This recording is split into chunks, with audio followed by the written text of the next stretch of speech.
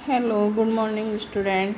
जैसे मैंने आपको पिछली वीडियो में भी बताया और पढ़ाया फ्रांसीसी क्रांति के, तो उसका मैं सामाजिक वर्ग बता रही थी।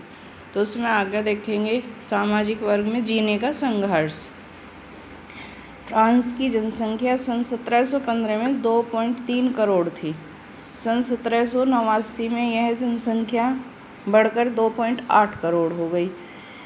अनाज उत्पादन की तुलना की मांग में इतनी तीव्रता से वृद्धि हुई, किंतु उत्पादन उतना नहीं हुआ।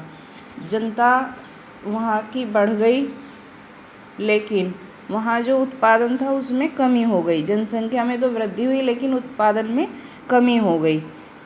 जितना होना चाहिए था इतना उत्पादन वहाँ नहीं हुआ। जो खाने की सामग्री थी उनकी भी कीमतें बढ़ गईं।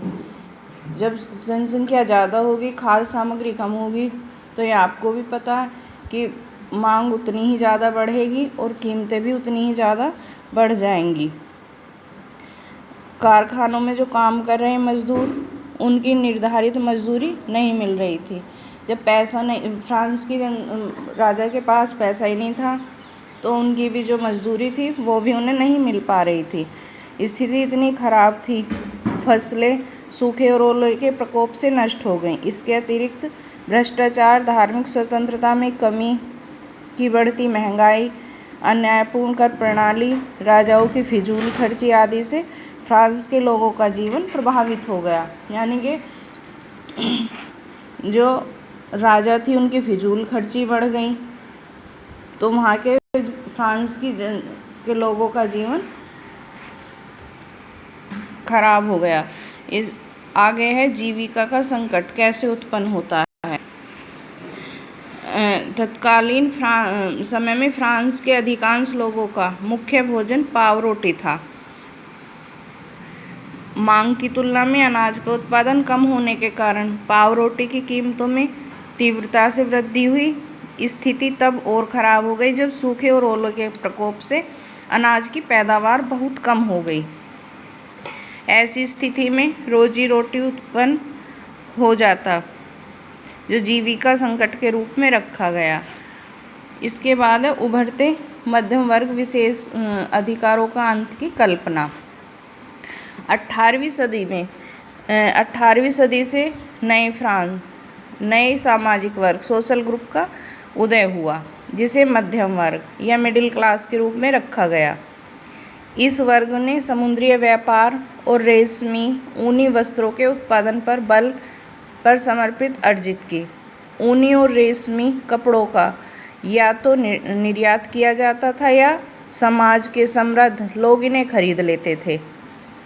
यह वर्ग पढ़ा लिखा होने के कारण जन्म से विशेष अधिकार को न मानकर योग्यता को व्यक्ति के समाज पद का आधार मानता था। जो ये आगे चलकर जो है इसमें क्रांति का रूप ले लिया। फिर है क्रांति की शुरुआत। ये समाज वर्ग था, अब जो है उसमें क्रांति की शुरुआत कैसे हुई। राजा क्रांति की जो शुरुआत हुई उसमें राजा के सीमित अधिकार थे। प्राचीन राजतंत्र के अंतर्गत सम्राट अपनी मर्जी से कर नहीं लगा सकता था। जो वहाँ का राजा था वो अपनी मर्जी से किसी भी कर को निर्धारित नहीं कर सकता था। कर लगाने के लिए उसे प्रतिनिधि सभा की स्वीकृति लेनी पड़ती थी। इस हेतु उसकी बैठक बुलाई जाती थी। फिर दूसरा था नए करों के प्रस्ताव के अनुमोदन के लिए बैठक। जो भी नए कर वह लगाता था उसके अनुमोदन के लिए उसे बैठक बुलानी पड़ती थी और उसके आधार पर वह कर लगाता था। फिर है असिस्टेंट जनरल के नियम। जो वहाँ का एस्टेट्स जनरल था उसके अपने नियम थे। लुई सोल्वे ने इस नियम के अनुरूप कार्य करने वाला था। जो तीसरे वर्ग के प्रतिनिधि ने यह मांग रखी और पूरी सभा से मतदान कराया। स्वयं के बारे में तीसरे असिस्टेंट के प्रतिनिधियों की मान्यता।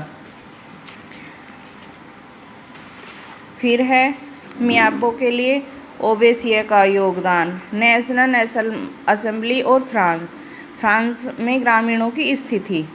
जो फ्रांस के जो ग्रामीण थे, गांव वाले थे, उनकी स्थिति क्या थी। फ्रांस के ग्रामीणों में यह अफवाह फैल गई कि जागीर के स्वामियों ने किराए के लुटेरों को बुलाया है और पकी हुई फसलों को नष्ट करने के लिए निकल पड़े।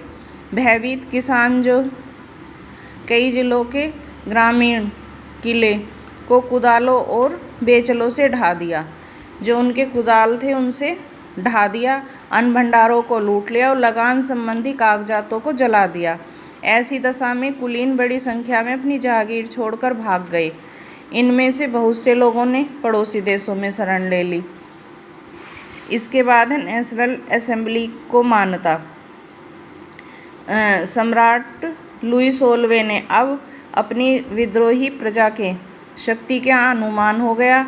उसने नेशनल असेंबली को मान्यता दे दी और ये मान लिया कि सत्ता में अब संविधान का नियंत्रण होगा। 4 अगस्त 1789 की रात को नेशनल असेंबली के करों को और बंधनों वाली सामंत व्यवस्था का उन्मूलन का प्रस्ताव करा दिया। पादरी वर्ग के लोगों को अपने विशेष अधिकारों को छोड़ने के लिए बाध्य कर दिया। धार्मिक कर समाप्त करने के साथ ही चर्च के मालकीना हक वाली भूमि जब्त कर ली। नेशनल असेंबली के इन कार्यों से 20 लिरवे संपत्ति सरकार को प्राप्त हुई। लिरवे जो फ्रांस की मुद्रा थी, फ्रांस का जो रुपया था वो लिब्रे है, 20 अरब लिब्रे संपत्ति प्राप्त हो गई।